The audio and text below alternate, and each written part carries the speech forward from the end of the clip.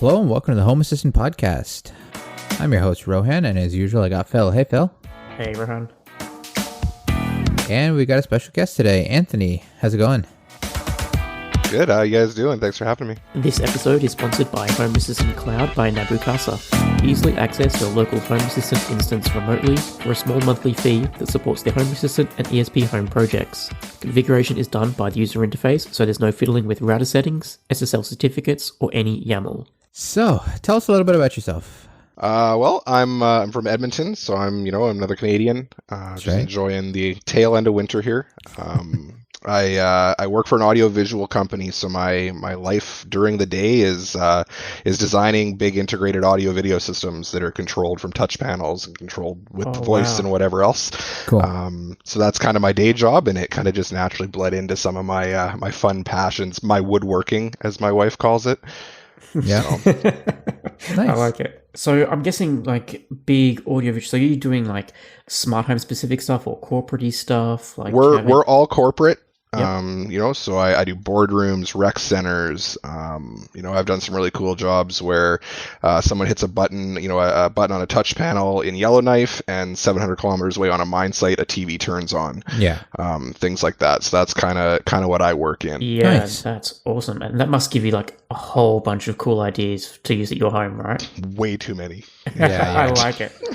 See, I always feel like it's like a plumber's plumbing, right? Like for me, like I have enterprise network gear at my house, but it's part of my lab stuff, right? So it's always broken, right? So Yeah. I don't know if you're the same there, but Similar. I mean, I used to have a full AV rack in my basement, loaded up and wired in, just like we would see on our job sites. And The dream. so the city wouldn't let me keep it when I properly renovated my basement. They didn't like where I had it, so I ended up getting rid of it. But nice. work's always putting really cool new ideas into my head. It's well, if I do this for a client, why couldn't I do something like this at my house? Sure. Or vice versa. I've talked to a lot of clients about what I do in my house, and they're like, "Oh man, if we could do something like that in our boardroom, it might be kind of cool." So Yeah. So that's do cool. you primarily? I mean, Homeworld. Obviously, you're on our podcast. I assume you use Home Assistant. I do, yeah.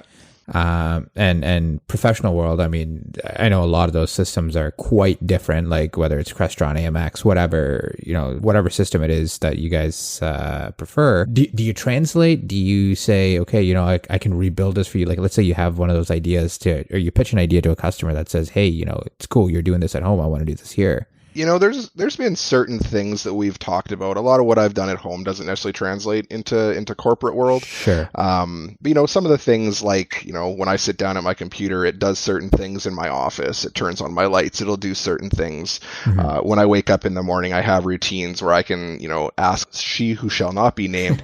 I can tell her, hey, I'm working from home. And by the time I get down the hallway into my office, all my apps are loaded, my ERP's logged in, and I'm ready to go without touching my machine. Nice. Wow. So, some of that kind of stuff, it's a really cool talking point even for clients, which has always been kind of neat. So, Yeah. Okay, I like to pull that apart a bit more if I can, just because that sounds like Iron Man, and I'm really jealous. So, in terms of your setup, so what OS are you using on your computer? Windows, Mac? So I've made a recent switch. So for about the last 15 years, I've been all Mac all the time. Yep. But recently in December, I made the switch back to Windows 10. So that's thrown a bit of a wrench in some things that I'm currently getting back to working properly. Yep. Right. But what I was doing was I had Keyboard Maestro running on my iMac. Yep. And I had a big script in the background that would open and place my windows, position my mouse, type in characters, do all that fun stuff. And I could trigger it using the web server out of Home Assistant using a command. So I would just fire that. I had a Boolean that would trigger that and then reset the Boolean back to off, so that it was always ready for the next day. So, and it was super handy. And I'm guessing you're using an Amazon Echo routine to be able to fire that. And I'm guessing it's just in Home Assistant that will turn off an input Boolean to trigger it. Yep. Basically, it turns it on, it runs the routine, and then I always have them set so that 5 seconds later, it automatically turns the Boolean back off so that I'm ready the next morning to be able to tell it I'm working from home again. Right. Yeah. That is sick. So I'm still, I've got it kind of partially working using some stuff in IoT Link on my Windows box now, but it's not quite there yet. I've had a lot more difficulties getting that working again. in Windows, just because I don't know the programs as well. A lot of them are a lot more script based versus, drag and drop in Keyboard Meister. I'm not a coder. Right. So for me to start doing some of that stuff's been more difficult, but it's been a really fun learning experience too. Yeah. Nice. So for me, I found that the working from home toggle, I've just set up Google Calendars for, right? Just so, the house acts differently, and then if I'm not working from home, I just delete the calendar event for the day. And then, but yeah, I do like the ability, just on the fly, I'm sick today or whatever. Just, tell her that's it. I'm working from home today and bam, Yeah. Yeah, that's cool. and different world now. I'm now permanently working from home. Obviously everybody made the shift. A lot of people during COVID have made the shift to working from home, and that's changed some of my automations and some of what I do. But I've also made the decision to not go back. So that routine is going to be mostly not as useful anymore because every day I'm in this office. Sure. So I'm probably going to tie it to to my alarm in my Echo.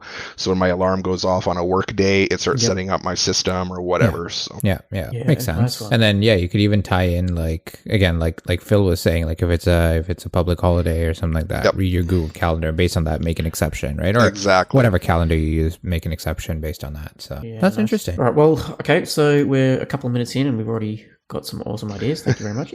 Let's take a step back. So, how did you get started with Home Assistant? Have you always used Home Assistant for your home automation, or did you start somewhere else? So as I mentioned, I was a hardcore Apple guy.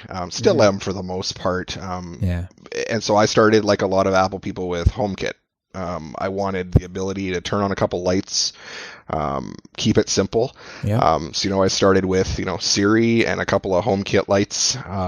And once I kind of got there, I realized I really liked it. So I actually ran HomeKit for the better part of a year. And during that year, I was, involved in Homebridge to tie in non-HomeKit devices and kind of make a bunch of stuff work together. And then we were on a call one day at work, and one of my coworkers mentioned, I use this Home Assistant platform. And I kind of said, I think it's a little beyond me. So I kind of ignored it for about 6 months.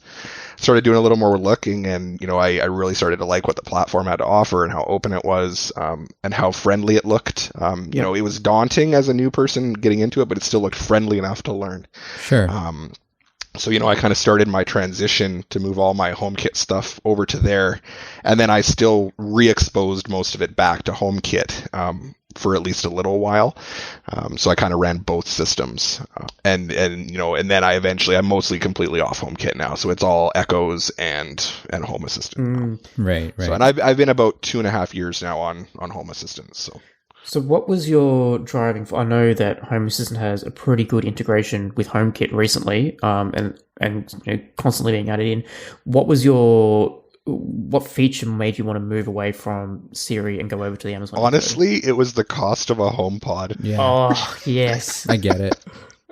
I like it. They were too much to stomach. I couldn't do it. I could put Echoes in every room of my house for the cost of a HomePod, and so I decided I wanted something that would do text to speech and would be able to do that. The text to speech thing was kind of a later decision. As an assistant, I love Siri, just because it is tied into most of what I do. But there's some cost implications there that just didn't make sense for us at the time that I started, at least. So well, and good thing too. So again, I don't know how true it is. Rumor is that Apple's killing off the HomePod, right? So, the big HomePod is dead. They're focusing on the HomePod Mini, which had that come out 3 years ago, my whole system could be very different today. But even those aren't still nearly as flexible as an Echo in the infrastructure, right? No, exactly. And the nice thing is here you kind of get the best of all of the different worlds, because you can say, hey, I want to do things in Echo, I can do things in Home Assistant, I can. And we have a couple Google Minis in the house too. I don't play favorites. We've got a little bit of every tech in the house, and my wife hates it, and I love it, and we're kind of good. So yeah. It's. I mean, I think a lot of people are similar too, right? I'm kind of the same boat. I've got 3 Google Homes, and the rest are all Echoes. Yeah, that's cool. So what kind of stuff are you running at home? So obviously you work in AV. So I guess maybe we can start with that. What's your AV setup look like? You know what? It's funny, kind of like any person who's involved in a lot of stuff for work. My dreams are much bigger than my pocketbook. So I've got a nice home theater system. I've got a decent home theater in the basement with a 70-inch sharp display. Decent system down there. But for the most part, in the rest of my house, there's not a lot of AV stuff in this house. I haven't sunk a lot of money into it. Most of my money has been focused on, I've got $50 here or $100 there. What kind of new light switch can I buy, or what kind of new bulb can I buy? Sure. Just to kind of keep my hobby going. I actually find our TV in the basement doesn't even get used, to be honest. It's it's down there, but we don't really use it. I don't focus on the AV stuff at home very much. So no Apple TV? I was waiting for I've got Apple TV. Yeah, I've got an Apple TV. We've got 4 TVs in the house. They've all got Apple TVs. Yeah. And that's what we use for everything. I've got those, I'm working on getting them all tied back into Home Assistant to be able to know what apps are running on them at any given time. Mm-hmm. And I do certain automations based on, is Netflix running or is Spotify running? And I can change, WLED presets, and I can change Hyperion presets to change my backlighting on and off, depending on if I'm in a movie platform or a game platform or whatever, right? Yeah, so that's cool. Yeah. So are all the TVs tied into Home Assistant, or is that something you're working on? I have one TV that I can kind of tie into Home Assistant. All my other ones are too old. But I do have my Harmony remotes tied in. So they're tied in, but not directly. I do them through my Harmony remotes. So. Yep. Nice. I'm just imagining, you'd be a great contender for someone with like a tablet and just, press a button and the blinds go down and, your home theater like sets up and, you've got, working on it. The dream. I'm working on it. The problem is the home theater room is also the board game room. And so, which I'm sure we'll talk about in a little while, but that room's already pretty automated. So to add some more stuff might not be too bad. I just got to decide how to treat it. That's funny. What else are you doing? Like, so in terms of like lighting and whatever. So honestly, my house is kind of like, that dog you rescue that you don't know it's got 12,000 different breeds in it.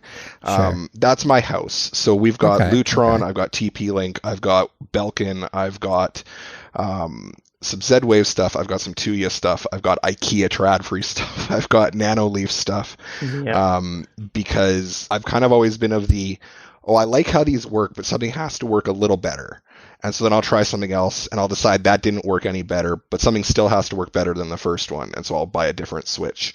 And so now you walk through my house and there's literally like 7 brands of switches and they all look different. And now it drives me crazy. But now I don't have the money to rip them out and redo them all with one kind of switch. So I'm kind of stuck with them for a while. Yeah. So we do that. I'm running the system on a Pi 4. I've gone through a few iterations. I started on a Pi 3. I moved it on to like a little micro PC. That was a failed experiment. I ran it in a VM on my iMac for a while. Also a failed experiment. Right. Ended up back on a Pi 4. Okay.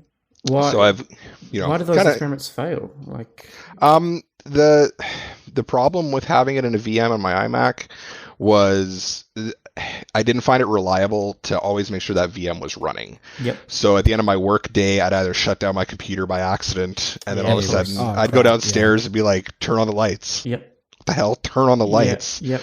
And I shut my computer off. And then honestly, the other one, the hardware just wasn't robust and it just kept crashing on me. So I just moved it back off of that thing. So now that computer sits on a shelf and I don't know what to do with it. So.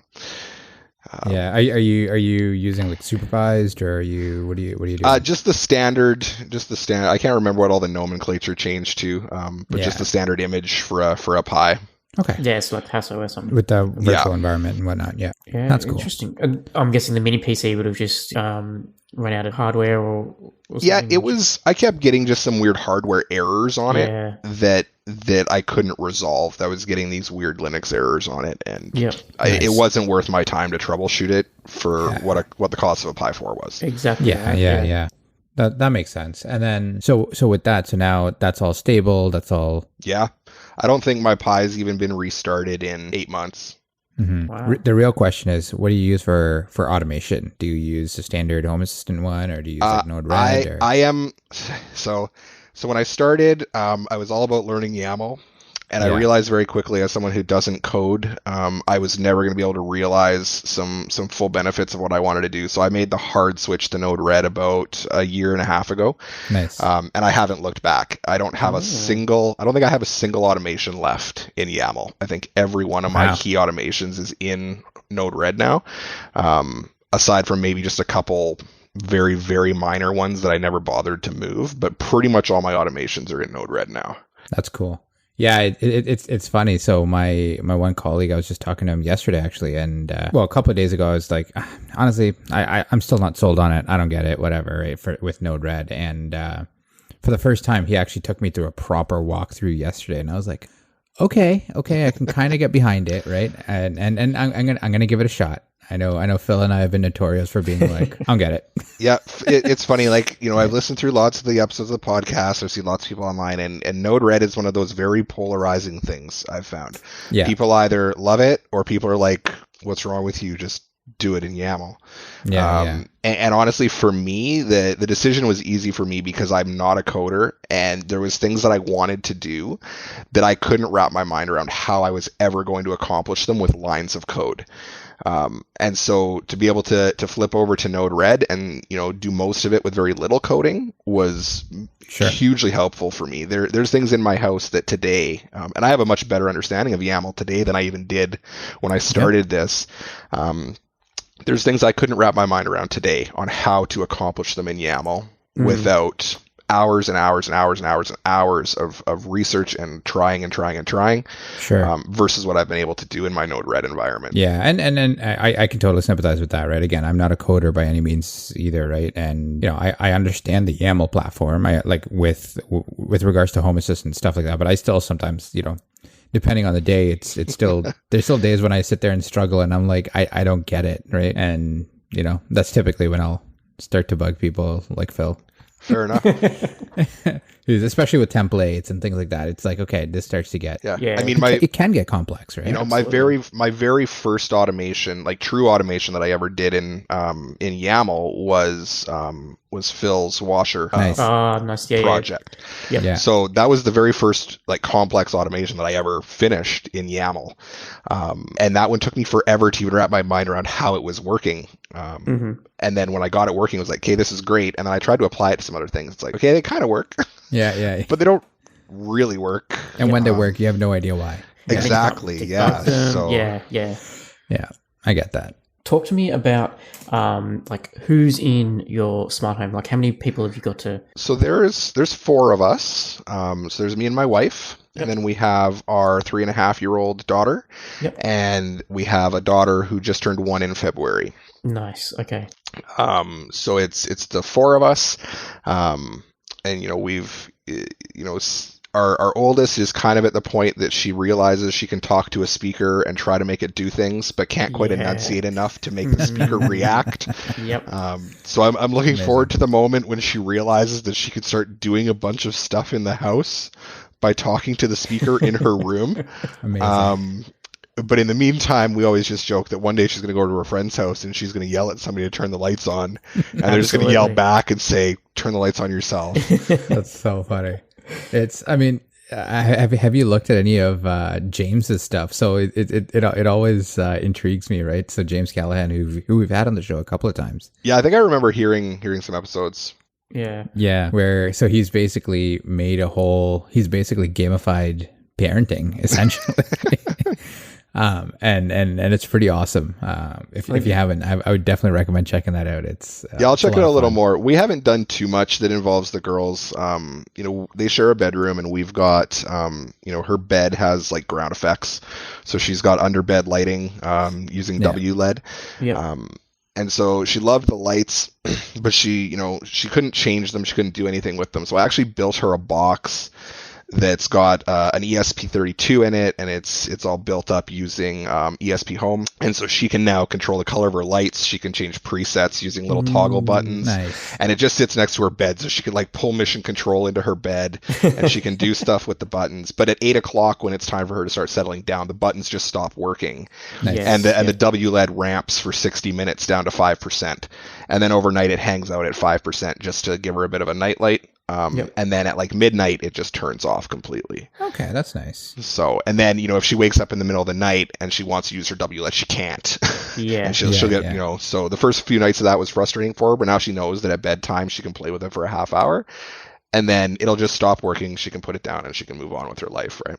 I like it. Any triggers, like if she wakes up in the middle of the night and has to go to the bathroom, when you like the lights turn back up? Or? We don't right now. So one of my other failed experiments was doing bed presence, using an HX711 and four corners on her bedposts, so that if she got out of bed in the middle of the night, it could ramp up her nightlight automatically. But it malfunctioned, and now it thinks that she weighs like 4,000 pounds. So at any given moment, it always thinks she's in bed, and so I have to figure out what's going on with it. But that was the grand plan. But we do have a door sensor on her door, so if she opens her door in the middle of the night, it can let us know. But that will also turn on the overhead light in the room just to like a 10% red. We've got Philips Hue lights in there, so it won't wake up her sister, but if she gets out of bed, it's not a big deal. So. Nice. Yeah. It's funny because I'm chuckling because you said the HX711 and doing the bed presence and stuff like that. I started going down that path, and then it was another failed Rohan experiment, right? Which was I legit just couldn't get it to make contact properly. Yeah, it worked really well for a while. It's actually messed up. Yeah, it worked really well for a while, and then one day it was just like, nope, everything on this bed weighs 3,000 pounds, and that's just how it is. So I don't know if like one of my contacts broke, or if one of my 4 load sensors broke and now something's going weird with it. But trying to troubleshoot under her bed is ridiculous, because I've got now like 10 million miles of wire under her bed, and it's just not fun to deal with, and it's just not a priority right now, unfortunately. It's funny because I've looked at some of the other things, right? Like Withings has that like mat thing and things like that, and I was like, really? Is that? Yeah, but it's like so I bought it. Cloud-based. I don't want it. I'm guessing they're going to be cloud-based, knowing Microsoft. I think it is. Maybe it syncs with your phone. I don't remember. Yeah, so I got it, and essentially what happened? Like I don't know. Like I could feel it under the sheets and stuff. Like you're not supposed to. But I could, and I don't know, it just felt like really uncomfortable. So I total Princess and the Pea syndrome, right? Yeah. Yeah. 100%. But it's like, it's unnatural, right? It is. I've actually looked at doing something fairly similar. Basically using, I think there was somebody on the podcast once who might have done this, where they basically took a dumb mat that had an alarm on it, and you cut the alarm. A doormat. I'm basically looking at doing that, but with a mat that's designed to tell if an old person has fallen out of their bed at a hospital. And so those mats are a little more sensitive and really made to track that kind of a load. But you can get them from like local healthcare stores that also have the inbuilt alarms on them. So I think that's going to be my next road, is going down that road, cutting the alarm off and integrating it using ESP Home. I might give that a try next. Yeah, so I thought of doing that too, right? And I was like, okay, that might be something cool, because I could put that between the mattress and the bed frame, or the whatever, right? Or the box spring. I was like, okay, so maybe that's something you can do, but because then it doesn't really interfere in your back, right? Like, or where you're lying down, you can't feel it. The other nice thing about doing it that way, as opposed to doing it with bedpost sensors, would be that you would have discrete sensors for each half of the bed. So in a shared bed, you're no longer trying to run math on, well, who's the 2 heavy people, and does it equate to one person? What side of the bed are they on? You can have discrete sensors now that would do each half of the bed, which I could see being very, very beneficial. Yeah, totally. And I mean, the other thing is too, I mean, you're right. There is math involved. I've seen a lot of people that have done it, because they're like, okay, well, I weigh, I don't know, whatever, like 150 pounds, and my partner weighs 80 pounds, right? So it's like, okay, if you see 150, great. If you see 80, it's the other side. If you see more, then great, it's both of us, right? It might, again, they're not exact, but like, whatever, if you see roundabouts this amount. So Anthony, what would be your favorite automation that you've got? But if you had to pick one, what is it? Part of what started my conversation with you guys is I've always been looking for a unique use case for Home Assistant. So if you ever ask any of the people that I've preached the Home Assistant Kool-Aid to, I've said, I want to find something that nobody else is doing, and I want to tie that into my life. So I am a huge board gamer. we've got a basement full of board games that's got nanoleaf lights and Lutron dimmers and our home theater system. And I really wanted to find a way to make that all kind of cohesive. I really like environmental board gaming. So if I'm playing a game about Vikings, I want Viking themed music in the background. I want my nanoleaf lights to match the color of the board that I'm playing. And I want my lights to dim to certain levels. So I started thinking about, well, how can I make this cool? How can I make this fun? And so what I settled on was I actually built an NFC reader prior to there's now a much better integration in ESP Home, but I have one coded in Arduino. And I've built it into just like a little single gang electrical box that's on my home theater, and every one of my board games has an NFC tag in it. And that NFC tag contains the text of the game title. And so when I set up my game, I put the box next to the TV where I store the box, once we've set up. It reads that tag. And then I've got this fairly intricate automation that sets all my banks of lighting. It finds a Spotify playlist that's thematic. It sets all of my colored lighting. It starts a timer so I know how long I've played the game for. But it also uses the Alexa Media to announce the name of the game, welcome us to the basement for the game, pick from random phrases about the game to say, so if we're playing a game about Vikings, it'll say, enjoy looting and pillaging in your game of Raiders of the North Sea tonight. Right. And it will set all that up automatically. And so all of a sudden we're playing in this kind of immersive space where we've got awesome music to match our awesome board game.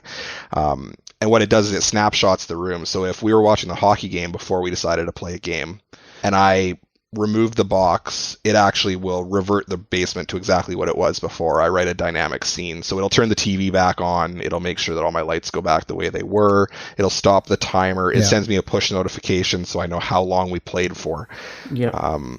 And then I've got, I don't have my tablet on the wall anymore right now, but typically I have a tablet on the wall. It'll show the cover art for the game and stuff like that. So it's been this kind of labor of love that I started right after the pandemic started. And, I worked on it for probably the better part of almost 6 months, kind of, leading into that. And then the pandemic hit and I'm like, well, now I got nothing better to do. So I'm going to work on this with every waking moment of my day.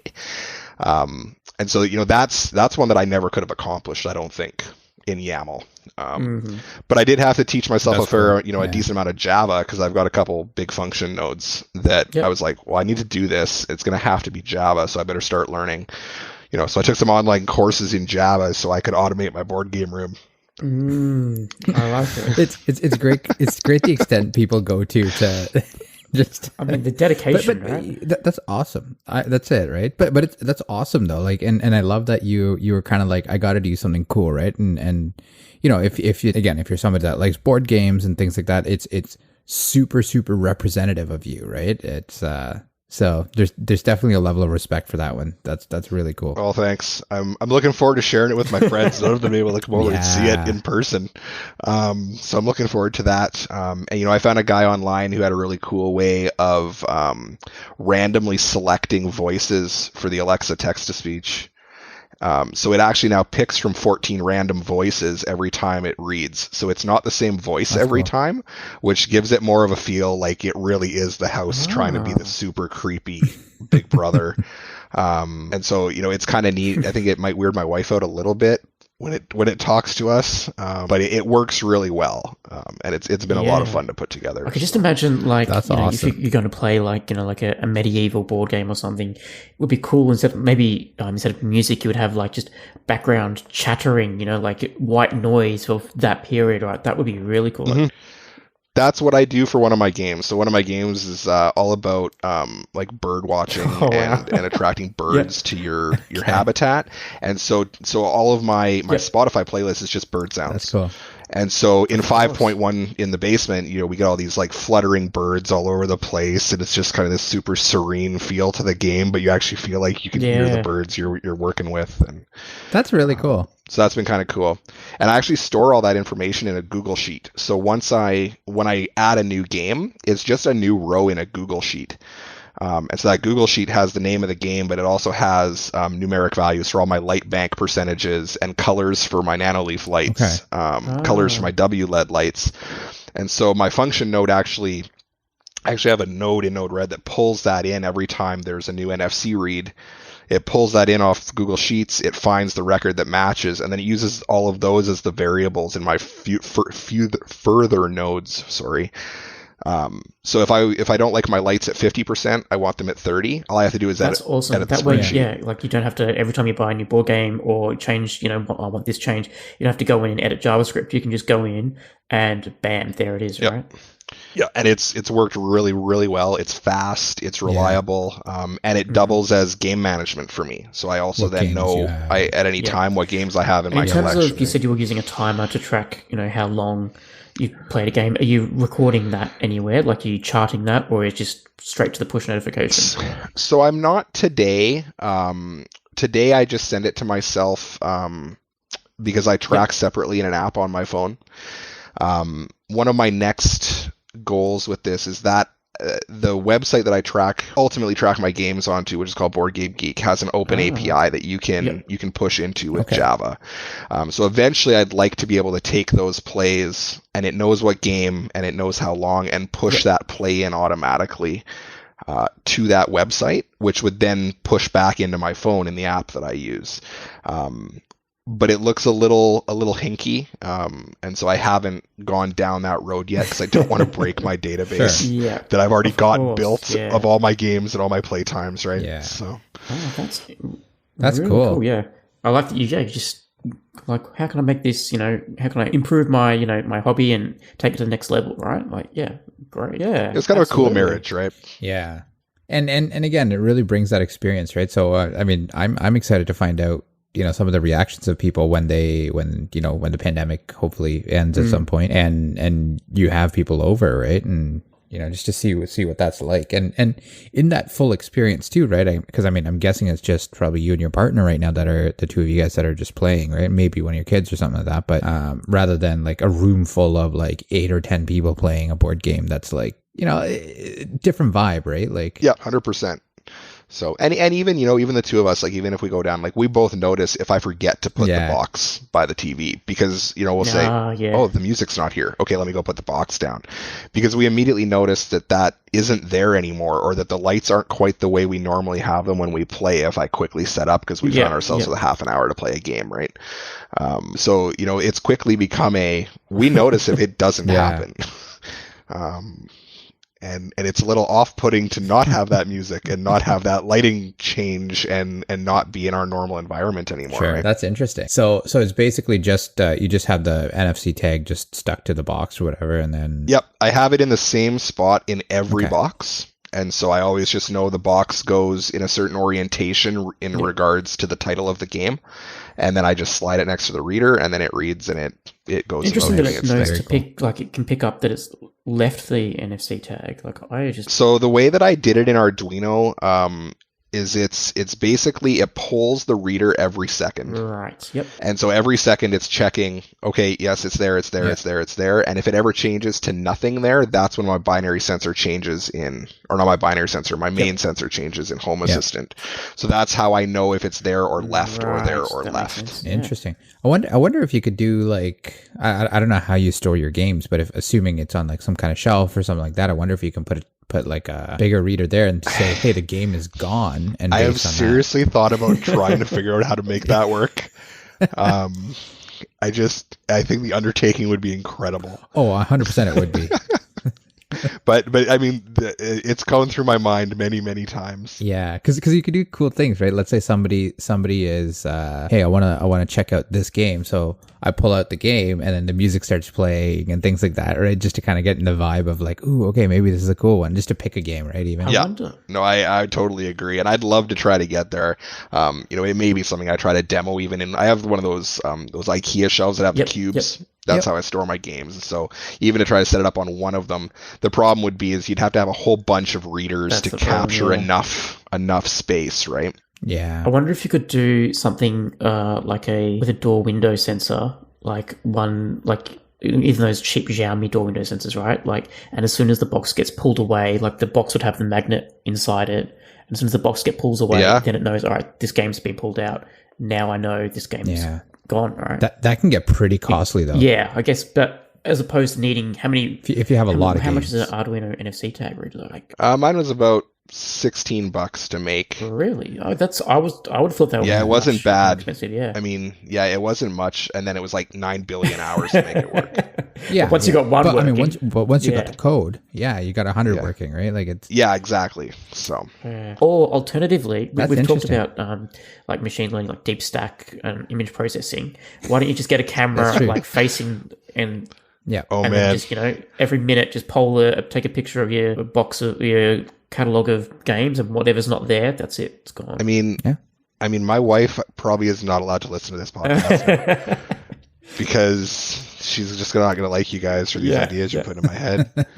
Yeah, well, even if you have a security camera in that room, you can just have that look at that, right, and just scrape the image out. That's actually an interesting way to do it. I hadn't thought about that. And I have some Wise cameras and stuff kicking around here that I could maybe start to try that with. All you need to do is train it like on a certain pixel of the image that it's looking at, right? Like if that box, I can't see that character of the box anymore, then it's moved, then I know it's gone, right? So interesting. Yeah. Or even again using that same concept, it's a little less flexible, but using the same concept of what you do for keeping the box up top or whatever, right? Like on top of the. on a tabletop, just have a camera pointing down straight at the tabletop, and hey, great, you know what? Oh, boxes in frame. What boxes? Oh, it's Catan. Cool. Like based on that, do whatever, right? The other way I've thought about doing it on a shelf basis is just cheap reed switches. Yes. Yep. And so mounting reed switches along the back edge, that as soon as the box is in far enough, it'll contact that reed switch into an ESP. And I could do like 4 or 5 of them per ESP or whatever. Yeah. Assuming that could everything goes back in the same spot. Which they always do. They've all got a home on the shelf. So, that could be an option too in the future. Then I think if you did that, pulling Rohan's thing a bit further, you would then have to automate if someone puts it back in the wrong spot, that they get told off, Oh, definitely. Although usually my spidey senses tingle and I do that manually. You got to get, I forget her name, the lady that makes those really crappy robots or whatever.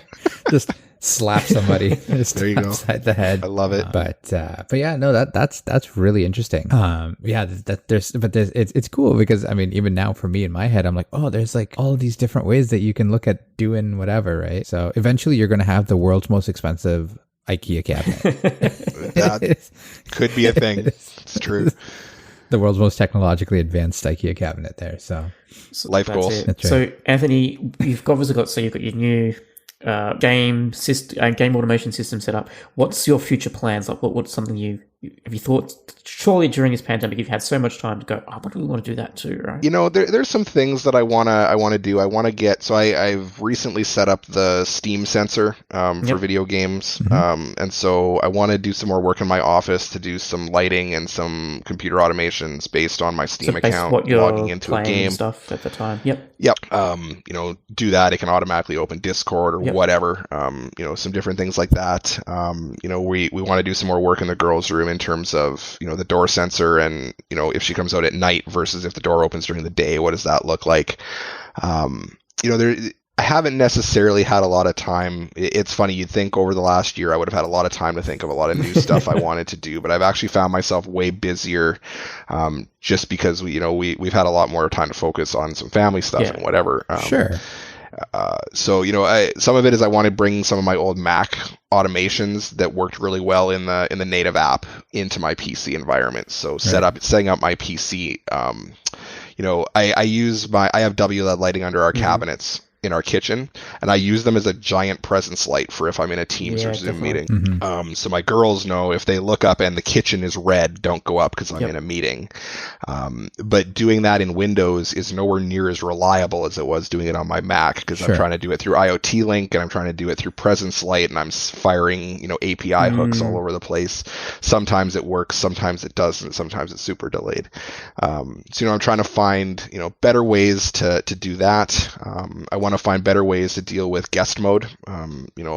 Right now it's a bit of a manual process in our house. So I want to get that tied into a calendar.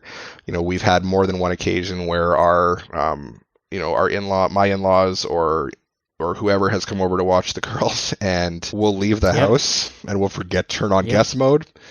and my kid's in the middle of Paw Patrol, and then the no. TV turns off, and she like loses her ever loving mind. Of course. So now we've made it so that when we both leave the house, we actually get notifications that are actionable to our watches. That we can say yes, turn everything off, or no, don't turn everything off. So we get the final say on if there's a guest in the house. But we are, I'm working to tie that into a calendar that looks for the word guest in any entry that can automatically turn on guest mode based on that calendar entry. So a lot of it now is just, tweaking what I've got to try to make it work a little better. Things like our garbage day reminders. A lot of people do them. I think I do it differently than a lot of people because I do it based on the first time the light in our kitchen turns on garbage day. And so I don't just need a bunch of announcements going through the house, but there's always someone down going into the kitchen at about 6:30 a.m. because we're starting to get ready for work or whatever. So as soon as that light turns on for the first time, the echo in that room tells that person, hey, don't forget it's garbage day. Sure. Run that stuff out. And so just even tweaking that stuff, in a world where, I don't go down there every day anymore and my wife's still on mat leave. And so we might not be down there until 8:30. And by then we've missed garbage day. So, just tweaks, I think, at this point until I really have some, big aha moment on something new that I want to do. Sure. I also want to, I use MyQ for my garage door, which is the worst thing on the planet. Oh my God. Don't get me started on that. Yes. I concur. So I'm going to, I want to build my own, and get a new one that's a little more reliable. That'll probably be a summer project around here, is getting that working a little better. Yeah. Can I just say that's kind of a very random tangent, just as you were saying about guest mode and things leaving, just as literally as you were talking, my Home Assistant decided that it thought I couldn't see my phone anymore, and I'm home alone at the moment, so everything in my house just shut down while you were talking. So the struggle is real, right? The struggle is real. Right. When you leave the grandparents who don't know how to use your house and everything turns off, it's not an invite to free childcare for much longer. I'll tell you that much. I like it. That's right. That's funny. So, and then I guess my only other project is I'm trying to tie Telegram in a little more and kind of have Telegram as my messaging platform for info in and out using our phones. Yeah. And really trying to work in Node-RED on a central message processing engine that I can fire info in from any other flow, process it in the same way for all of my message, and then process it out to wherever it needs to go. And so I've found a few people that have done something similar. And so now I'm just trying to take that and learn how it works and kind of, change it up for what I'm envisioning, but I haven't quite gotten to what my final vision is for it. So is that for you to be able to talk to the house, like, in a conversational sort of manner? Yeah, basically, essentially replacing my iOS notifications and doing most of them through Telegram and being able to almost converse with Home Assistant to get the status of different things by replying to those messages, and really making it just an iOS replacement for push messages, because then they can come to my desktop, they can go to my work computer, they can go wherever I need them to instead of just to my phone. Right. Got it. Okay. I was actually just going to ask, like, what was the motivation behind Telegram specifically, rather than like the iOS app or the Android app? But I guess that makes sense. Yeah, I mean, it's nice, to be able to get desktop notifications of that stuff is really handy, especially when I'm at the office, should I ever go back. And so to be able to just, I can be working away, I can see in the top corner of my screen without looking at my watch, looking at my phone. If I'm in a meeting, I can see something happen. I can send a quick / open, and I could open the garage door, or I could do this, and I could fire a command in that way instead of it just being actionable notifications with buttons. I could actually customize a whole bunch of commands to be able to essentially converse and control Home Assistant right from that interface. Got it. Yeah, no, that makes complete sense, because I know a lot of people that would from a just notification perspective that would use iOS app on iOS, and then they might use whatever they use for work, whether it's WebEx Teams, Microsoft Teams, Slack, whatever it is, and then tie it into there, right? So they have multiple notification streams. But what you're saying actually makes complete sense in terms of why use Telegram or why not use Telegram, right? Yeah, and I think the idea will be that I move most of my messaging into Telegram, but anything that I want to keep as a critical notification will stay in the iOS app, because then I can treat it as a true critical notification. So if I put a water sensor under my hot water tank and all of a sudden it starts leaking, that would come through as an iOS notification because it's critical. I have to get it. Versus, hey, your wife just left the house or whatever. I don't care. That can come through Telegram. So yeah, it's funny because I've tried to keep my notifications to a minimum, right? Just because, I got 1,000 emails, 1,000 messages, 1,000 whatever. So I don't it's just another one, especially when you're in the middle of something else important, right? Whereas, Home Assistant, I'm always like, okay, door is open or something like that, right? It's actually something where, I want my attention to be caught and notice that, right? Yeah, and typically my thought has been the same. I don't have a ton of things that push out to my phone as notifications. They're usually things I need to action, but they're things I need to action in different ways. My phone telling me your garage door's been open for 5 minutes and nobody's home. That's what I need to deal with right now. So that one comes through as a critical alert. But if it's, hey, you've both left the house, do you want to turn everything off? Well, if I don't see that for 5 minutes, or if I'm driving, I don't need to get worried that something is critical. Yeah.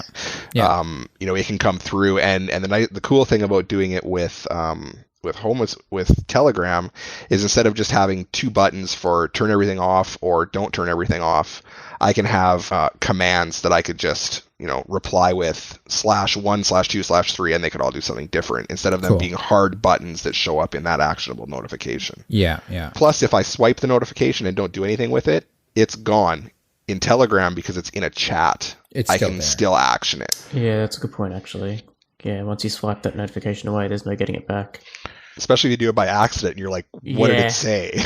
Yeah. I don't know what that notification was. That's the one that happens to me. Was that my garage? Was that this or was that this? And I don't know anymore. So then I have to open Home Assistant to check the status of all these different things. Yeah.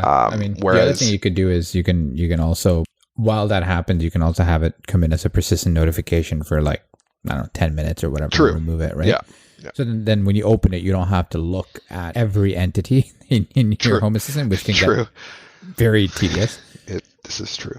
But yeah. So in terms of Telegram, because I've always been fascinated, I've never used the app. So if everyone want to move over, are you saying that, if Home Assistant sends you a message on Telegram, that would you at the computer get the same message on your phone at the same time, and then it just depends where you would reply? Yep. So it's kind of like using WhatsApp. Yep. So it's just a multi-platform messaging. So, it would show up on my watch and on my phone and on my, desktop, and wherever I reply to it is where I reply to it. And you can still use, so you can build in inline keyboard buttons. So you can still give canned responses. So if it's, hey, your garage was left open, close it, yes or no, you could have those buttons show up in the app and show up in the desktop app. But you could also reply with a different string. And that different string could also trigger something that isn't one of the, the other two options. Right. It's interesting because I've thought of going the actual opposite way. I started with using Facebook Messenger, and all my alerts would come through because my wife and I would both have Facebook Messenger installed, and the alerts would just come through that. And I found that actually was more jarring. Actually having something message you and saying, hey, you've got this device just got offline, what do you want to do? As opposed to just a Home Assistant notification that's just in the shades, out of the way. So to me, it's sort of, I would take a chat as, something more critical over a notification. But I guess... Yeah, I can see that. I think what I like about the idea of Telegram is the ability to ask Home Assistant different things too. Definitely. So if you build your bot properly, you could query the state of something probably faster than I could open the Home Assistant app, get to the right page on my dashboard, and check it by typing /girl temp. Okay, well that's the temperature in the girls' room, or /garage. Okay, well, my garage is open or closed. To be able to get to that info really quickly without having to open an app or rely on getting a message to is that's something that I think I would like. But I may also get it rolled out and find that it's a total pain in the ass and may can it, right? It's, it's like everything I think that we've all experienced on our DIY home automation journey is we all think we have these great ideas, and then we get the great idea implemented, and it's one of the worst ideas ever. It could likely be that thing for me. Yeah. Right? Actually, just on that, just a few days ago, I activated a new automation, that Alexa Media Player has the ability to have canned phrases that she can say. So I hooked it up so when, we get home for the first time and living room motion is detected, that the media player will fire off a little message on the Echo Show saying, "Hey, welcome home," right? It's nice to see you here. That was great. It was lovely. Oh, the house is saying hello to us, until we walked in with my baby daughter asleep in a nap. And as soon as who said hello, guess who woke up? And guess which automation now has to be disabled? Pronto. We use that one. Yep. I had an automation in our girls' room that, was to do with the lighting in the ceiling. And the idea was if the girls were sick, I have a Boolean that it's kind of like guest mode, and I can turn on sick mode. And so then it knows that one of our girls is sick, and so to basically make all of their automations in their bedroom like it's the middle of the night. So if we open the door, the lights come on dim even if it's noon. Yeah. I had forgotten to set that one day. Our one daughter was really sick, so she was home. It took her forever to fall asleep. And then I realized I had to grab something. Well, not a big deal. She's asleep and the lights are going to turn on red. Well, no, the lights turn on full blast, wake her back up. She's screaming. I've had moments where as a funny, people on a video call with me will yell out, "Turn on all the lights." Not thinking that they're going to turn on my girl's bedroom lights at the same time. We've had things like that. And so, there's always going to be those weird blips where it's like all of a sudden it's like, I don't know if I'm going to be allowed to keep this. It's that's why. So for the most part in my guest spaces, not really guest spaces, I guess. So right now in the bathrooms, as an example, because again, guest bathroom, whatever. I'm using Google Home there so that I can actually, because in Home Assistant you can turn on or off in the Nabu Casa integration. You can turn on or off which devices are exposed to Google, right? And same way in my garage, I have one too, right? So that person can't just yell, "Open the garage door" or whatever, and it opens the garage door, right? So those things are kind of restricted and trying to do that kind of thing, right? So that's actually a really I hadn't thought about. Kind of doing the security thing that way by using different platforms and restricting what you've exposed. That's a really interesting way to do that. Yeah. Plus it keeps the, I guess, device count low on in my case in Google, right? So it's just less stuff to manage where, should the kids be saying, "Hey, turn off the TV" or whatever, right? Like in that case, great. If the girls shouldn't be saying that, then, just don't expose that to them, right? Like that kind of logic. I mean, eventually you're going to run out of platforms to put in your house, because right now you got basically two to choose from. You might have like one of those, I forget what it's called. I keep wanting to say Jenkins. It's not Jenkins, but it's like those self-hosted Almond ones. Well, Almond. There's a couple. So That's interesting. I mean, the Alexa integration is so powerful. Like we've really enjoyed having it. So one of the things I've been playing with lots lately is the last sensor integration stuff. So we've got two Harmony remotes, and in natively in an Echo you can't add two Harmony remotes. You can only add one, which means how do you control the second room properly?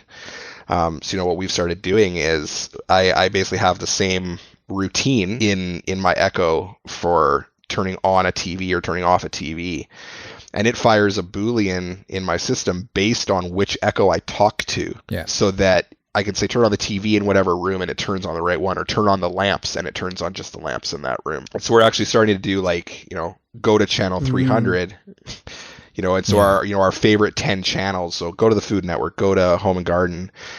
It will change our living room TV if the living room hears it. It'll change our basement TV if the basement hears it. So I know you can tie for the lights. I don't know if it works with the remotes. Maybe it does, maybe it doesn't. But I know with the lights, there is localization by default. So that's what I do. So I have whatever rooms I have my Echoes in. If I go turn on the lights, it'll turn it on in that room, and that's actually native to Amazon. It is. It only works with lights. Yeah. Okay. That's what I thought. So that's what we do with all ours too. So I expose even my like outlets that lamps are plugged into.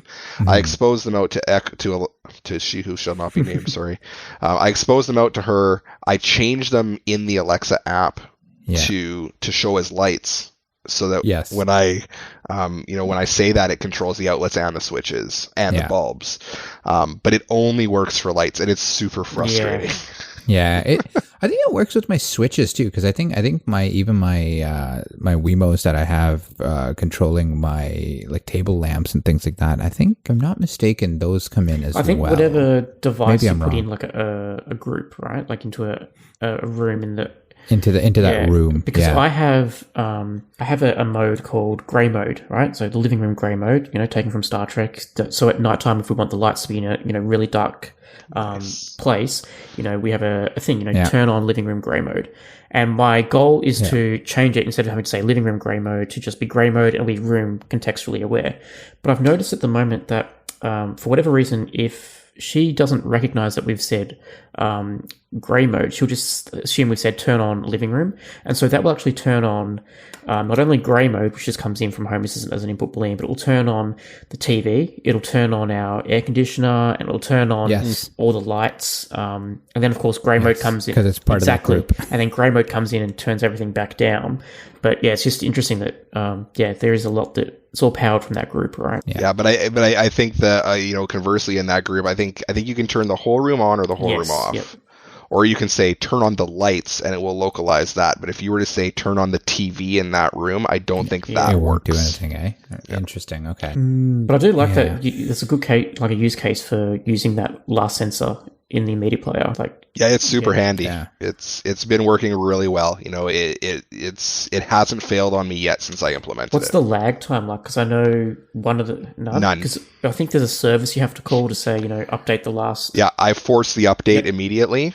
So as soon as that Boolean triggers as part of my routine, the first thing it does is it forces that service update, and it's basically instantaneous. Awesome. Wow, that's neat. Adding that to the list, things to. Yeah, that's right. Cool. Well, I mean, I think that was a pretty packed episode. Is there anything else you wanna bring in, talk about?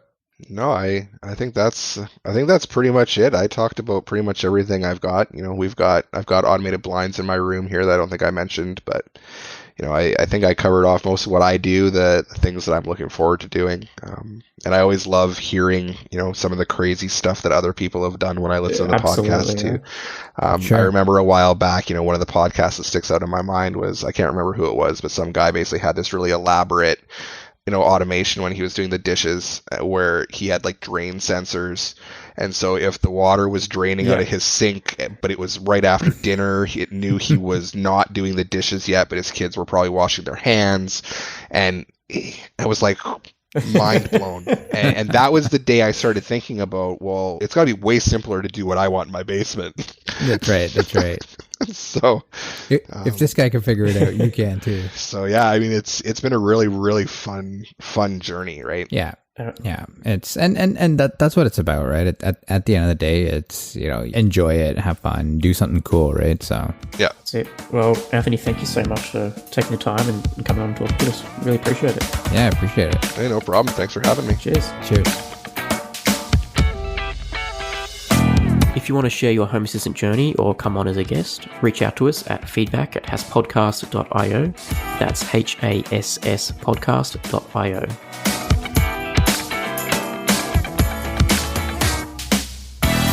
The Home Assistant podcast is hosted by Phil Hawthorne and myself, Rohan Karamandi. For links to topics that we discussed today, check out our show notes on hasspodcast.io.